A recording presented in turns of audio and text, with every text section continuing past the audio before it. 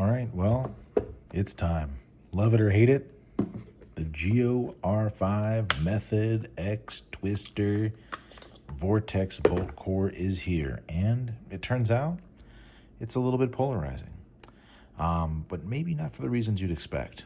So, top level, I think everybody is kind of enamored with this core for one big reason. We haven't had aftermarket full-on Eclipse core since the Geo 1. I think Tech did an L7 for the OG Geo back when it was just kind of like a shitty dumper, right? I don't really count the IV core just because Eclipse did it themselves, but we finally have a full bespoke new engine. Quotes removed, new engine for a modern Planet Eclipse gun. And it's funny to me to watch people's reaction because, Planet Eclipse has done such a great job of convincing everyone that everything should be stock at all times that you actually have people who are against aftermarket parts on a paintball gun. Just such a far cry from the golden era of paintball. You know what I mean? Actually, stock is best. And, in a lot of cases, they're right. But in most cases, I don't know. Especially in current year, right? Especially with what Method is doing. Love or hate the design objectives that Method has with a lot of their stuff, you can't say it's not well thought out, and you can't say that it's not a grade of some sort. An upgrade, side grade, certainly a grade.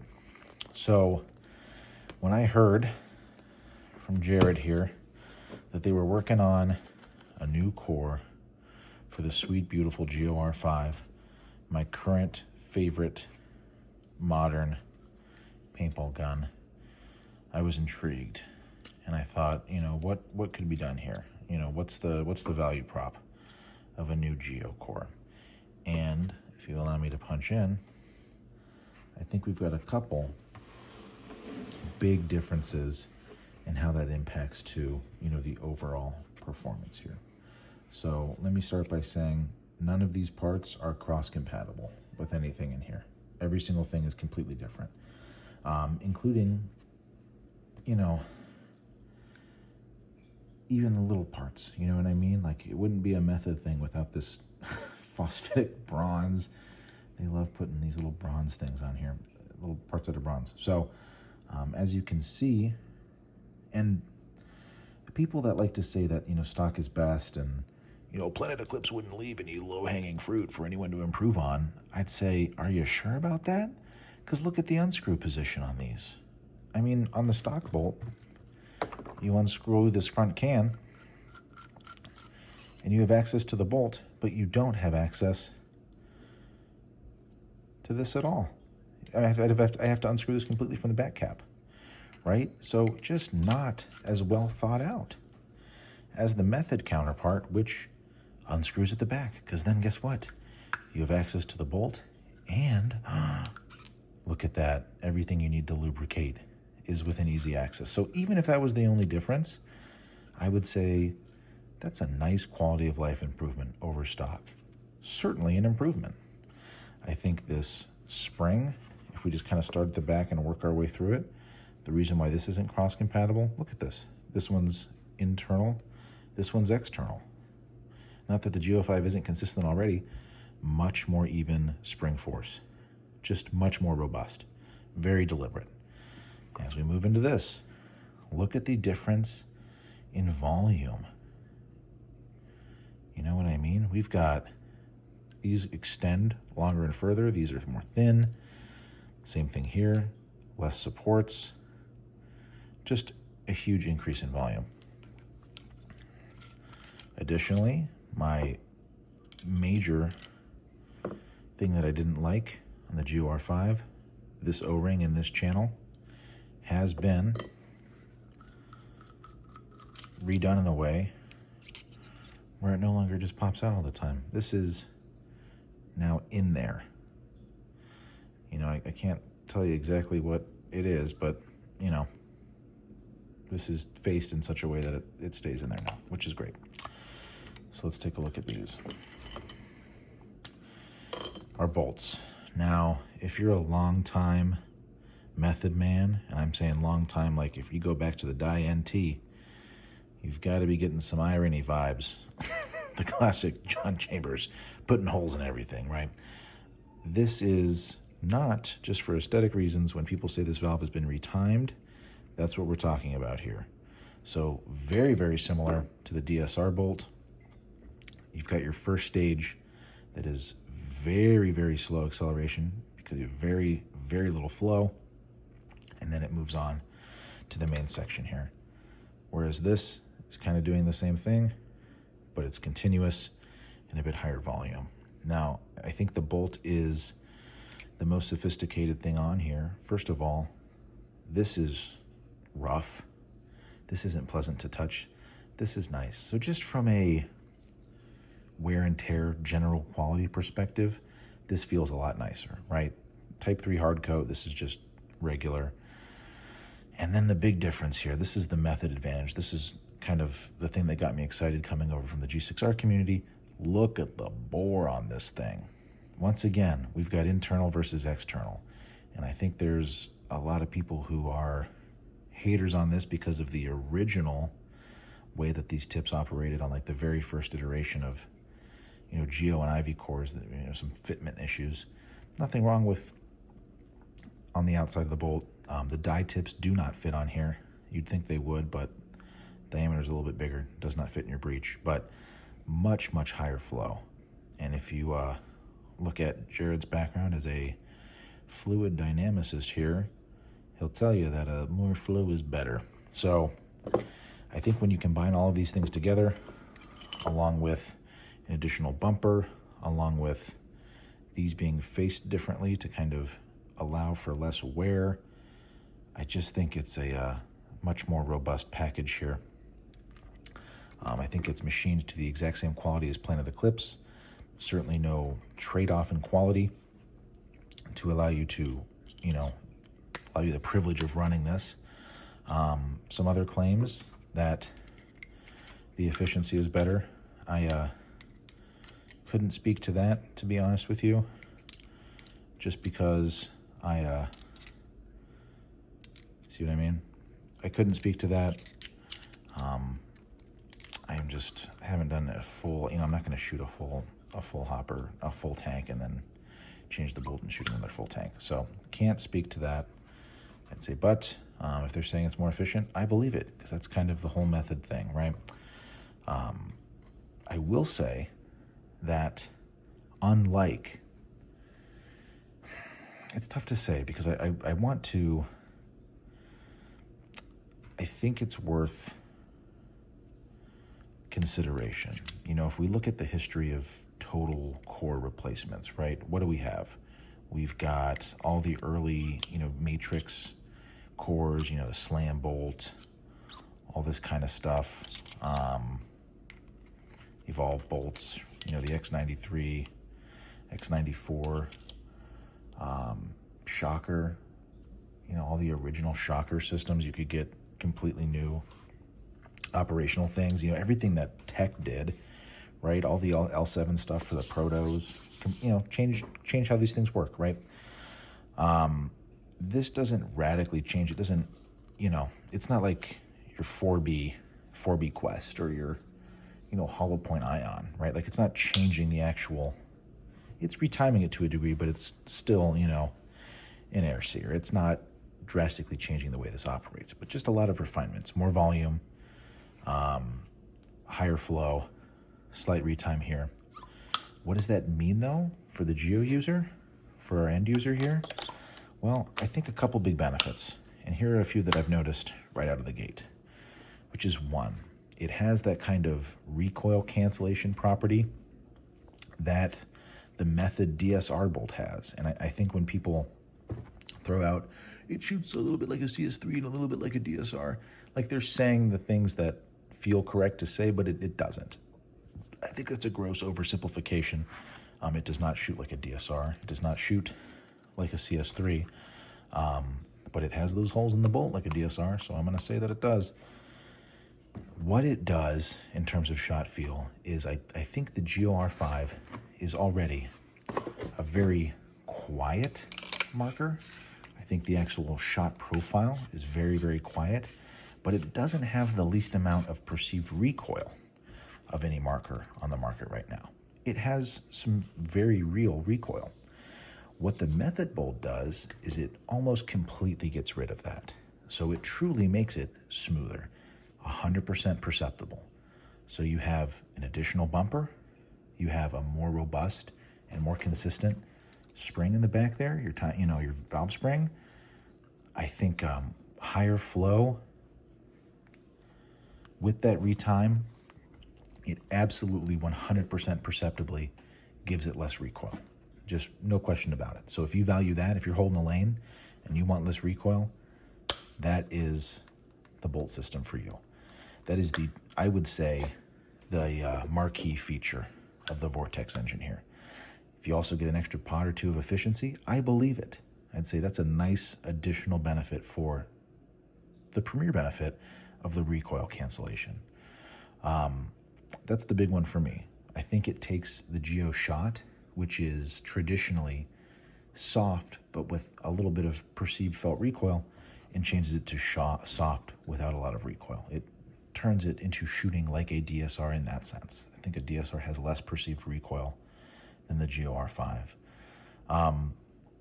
The other big thing, I don't think I want to say it's a downside. I haven't run into issues yet, but there is a little bit more rollback in the breech now without these fingers stopping the ball. Has it led to any increase in paint breakage? I don't think so. I mean, I haven't broken any balls in either configuration, so time will tell. Seems to be no reports that it handles paint worse. But I think the biggest thing, the biggest difference is that signature Geo whoosh. While it is still there, it certainly still sounds and shoots like a Geo. It is much less pronounced. So if you were to hold an R5 and a Vortex R5 side by side, I don't know if you would know you were shooting the same marker, to be honest with you. It's that significant of a sound difference. It's deeper, it's less whooshy. There's still a whoosh. There's less whoosh for sure. But there's still some. It still maintains that Geo sound. But it's perceptibly less loud. When they say it's a side grade, that it changes the sound, that's absolutely the case. And I know that's kind of a non-answer, but it changes it. Instead of a, it's a, right? It's deeper. It's got a different quality to it, a different timbre. It still has that whoosh, albeit less so. And, that's kind of the biggest thing, which is I think you get recoil cancellation, a little bit of efficiency. I'm not going to speak to that. If they say so, I'll take it at face value. From my personal experience, I haven't shot enough to notice. It's not something where if I'm shooting a 68, I feel like I'm filling up half as often or something, right? Marginal efficiency improvement, sure. I don't think you're getting any downsides for upgrading to this Bolt system. Truly, there's no negative trade-offs. It shoots way smoother. It sounds quieter. The maintenance interval, I don't know. That was a big feature that Twister was touting. I can't speak to that. I lube mine every day of play.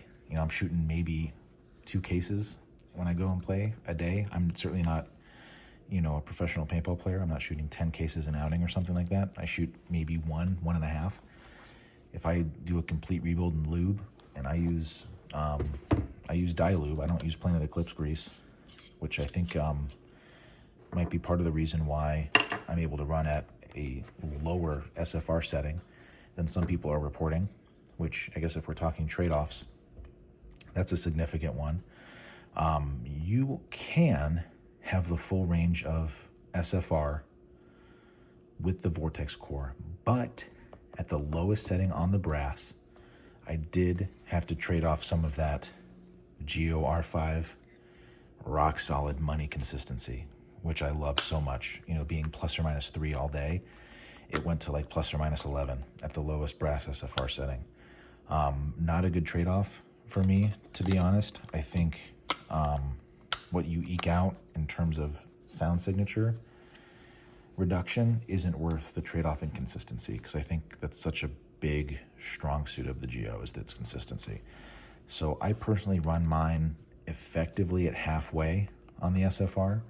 If you are a maintenance punisher, if you love to maintain your marker, you can run it all the way down. You're gonna have some first shot drop off. Absolutely, no question about it. But if you're waiting at the gate, waiting for them to say go, pop, pop, get that first shot drop off, come out, that's fine. I'm not a professional paintball player. Doesn't bother me. Sometimes it's fun to just be shooting a completely silent gun, right? I'd say, but if you want something that is as reliable as the stock core in all weather, all playing conditions, it's not going to be the brass SFR all the way down. Turns out that's not the case anyway. You can't run the brass SFR all the way down when it's cold to begin with. So I don't think you lose much in way of, adjustability, but I think you're going to be running that brass SFR at the halfway point or maybe even slightly above, 3/4 point, just to have it be as consistent. And let's say, but shot quality, brass SFR at the halfway is better than brass SFR all the way to negative with the stock core. And I think my big takeaway, I don't know if I'd pay $500 for this aftermarket. Is it a side grade? I think that cheapens what Method has done here. I think calling it a side grade is disrespectful. I think calling something that was made in such a bespoke and well-intentioned way with so much care and so much attention to detail a side grade is disrespectful, especially because we haven't had something like this for a Planet Eclipse marker in 10 years. Right? Like, do you not like tricking out your paintball shit? Like, what do you mean? You're gonna roll your eyes at an actual real upgrade here? Will it go down in history as most powerful new full marker replacement engine? Is it gonna be like the Tect stuff for the Threshold and the Revy? I don't know. Is it gonna be like a Law Ram? Is it gonna be an Ivy core? Like, maybe, to be honest with you. Like, it shoots really awesome. I'm a big fan. And I think as more of these start getting out into the world, other people are gonna start reporting how good they shoot as well too. And you're gonna be seeing a lot of people want these bolt kits because truly, they're very, very nice. I get it. Kudos to Method. I didn't expect anything less. But to take something as rock solid as a Planet Eclipse core and turn it into something that's different but just as reliable, tall order. Very cool. Can't believe they pulled it off. It's truly something different, and I think if you even like gear, because some people, look at the CS3 Pro, right? This video has been retconned a little bit now that the CS3 Pro has entered the chat, right? But some people, it's like, I just want a hammer. I just want a tool in my gear bag. I don't give a fuck. I'm like, you know what? Don't buy a Vortex core then. But it's like, if you give a fuck about gear even a little bit, no reason to not be after a Vortex core. It makes the R5 better than stock. Even if it was only for the sake of ease of maintenance, I think it would be a good upgrade, but it does so much more. So I'm going to say Vortex core, absolutely worth it. Absolutely not a side grade. Mild upgrade. It's not an Evolve product. It's not doubling any variable to make anything twice as good, but I would say the Vortex core is 25% better than stock, if I had to put a number on it, right? Across all disciplines. If you average the whole thing out, 25% better, if you take all factors into account, right? Marginal, but it's paintball, right? Everyone likes tricking out their stuff. It's fun. So I'm going to have some shooting stuff. I'm going to add that right now. So actually, as I go to shoot this video here, one thing I really forgot to weigh in on when we're talking about overall performance, overall efficacy of a new core, what's the hallmark, right?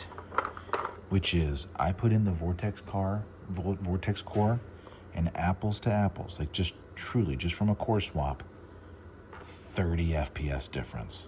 Like, this has been set up for the Vortex core. I'm about to go shoot it right now, and it'll be shooting 240, 230 something, low 250s or something. Like truly over a 30 feet per second difference. So lowering your pressure that much just from an engine change obviously is an improvement. Obviously you're going to get increased efficiency. Going to be just softer, better all around, right? Like if you could have, a 20% reduction or a 20% increase in feet per second from swapping this engine out on any other platform, you would take that in a heartbeat. And that in and of itself would be a billable feature. Just lowering, pressures, on the Method G6R bolts, 20 FPS jump, just because that bore is so much bigger. Kind of the same thing here. And that was enough to sell a whole G6R bolt system at more than half the price of the Vortex engine, right? To give you some context. So I truly believe this Vortex does have the sauce, and I'll show you what I mean. I haven't changed it. I just swapped the stock engine back in. SFR's the same, all that's the same. So let's go shoot it. So stock core, like I said, I'm shooting 290 on the Vortex. Let's see where we're at on.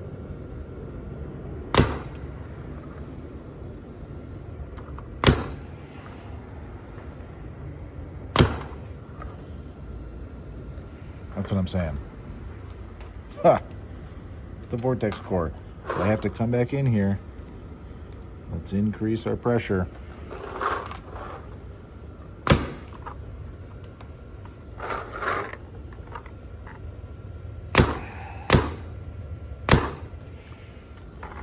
$279, $281. Let's go a little bit higher. Get back in that mid 280s. All right.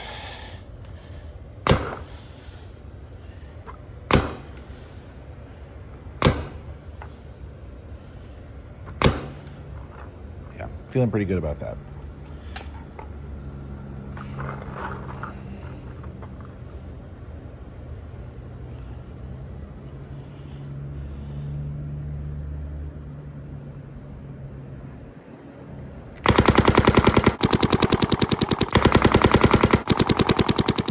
So that's it.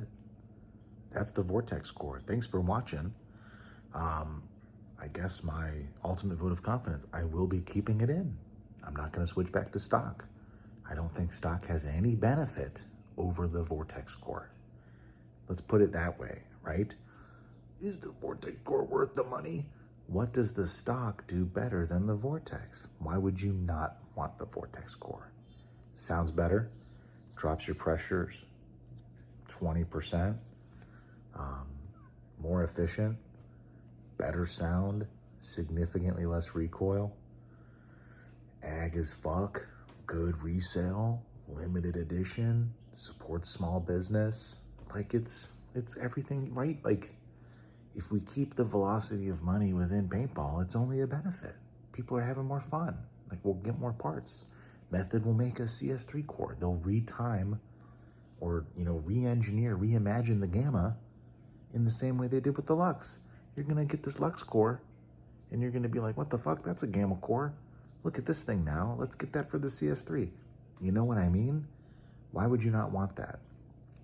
I think that being a stock-only bootlicker is weird. Why do you love keeping things stock so much? Imagine any other hobby, any other gear-driven hobby. Actually, I bought this skateboard at the skateboard shop, and I've never put new bearings or new wheels. I just kept it stock, because stock is best. What, dog? It doesn't make any sense. No other gear-driven hobby would allow for that, right? And no shade to Planet Eclipse at all.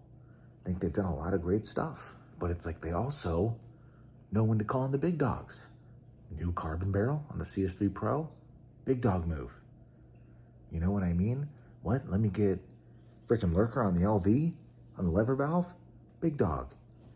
Let me get, John Chambers on the Gamma core, big dog. Like it's like, everyone's smart over there. They've got a great platform, but to say that there's no room for optimization, look at the way that the bolts thread together and tell me that there's no room for optimization, right? Think. Crazy. I know that you don't want to spend money on a new bolt system. Unfortunately, it's better. Just spend the money. It's okay. I give you permission to be excited about something. It's okay. Enjoy.